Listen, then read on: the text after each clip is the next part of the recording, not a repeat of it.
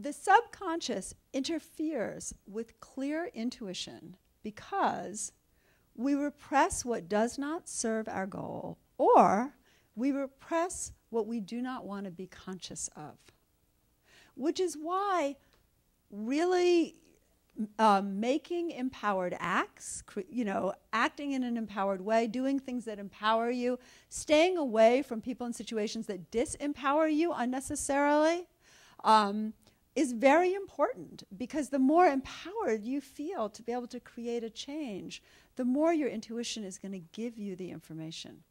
And the less wedded you are to things being a certain way and simply having them work out in a great way for what it is you want, the more intuition can work. I have many students who even take a weekend workshop, and it's actually pretty hard to repress in a weekend workshop, but they want the answer. They want the answer they want. And so they dance, this really elegant dance around all of the information and questions and everything to get the answers they want. You don't see what you don't see, which is why it's so important to keep working with the subconscious. If your goal is to stay in an abusive situation, for example, your subconscious will help you do that. But where you repress, you lose energy. Now, I'm a big fan of repression. If we weren't repressing right now, we'd all be biting and kicking and fighting and lots of other things I don't want to say on a tape I'm going to put on YouTube. But repression is a really great thing, but it's not a good thing when it doesn't serve our goals, when it serves our self-injury. And we all have areas of self-injury.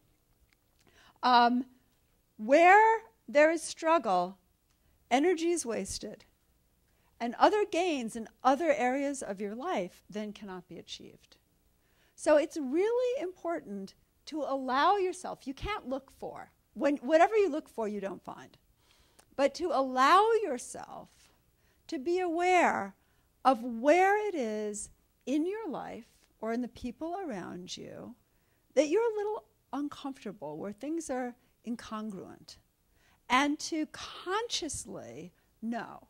I mean, I have some friends who are terrible liars. I mean, meaning pathologically so.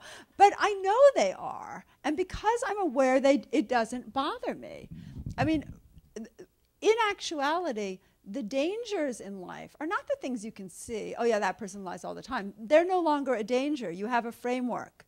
The dangers are the things that we hide from ourselves.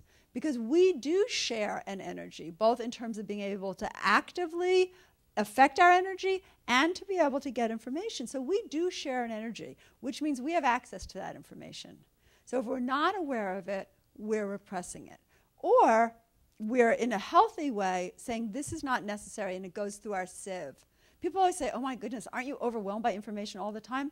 No, I have my targets. Anything not useful, or most things not useful, I'd be lying if I said anything not useful. Most things not useful go through my sieve, and my sieve is very big. Everything goes through, pretty much, unless I have a target. So, very important to know what your goals and targets are, to allow awareness to inform you about your environment without having the necessity of reacting right away. I mean, I think a lot of us repress things because we feel like we have to deal with it right away. You don't. Just because you're aware of something, and this is being said by a true impulsive, just because you're aware of something does not mean you have to do something this second. Or you can do something that's so imperceptibly tiny and make that a habit, because if you do that all of the time, or even most of the time, what's going to begin to happen is you change your life teeny change by teeny change.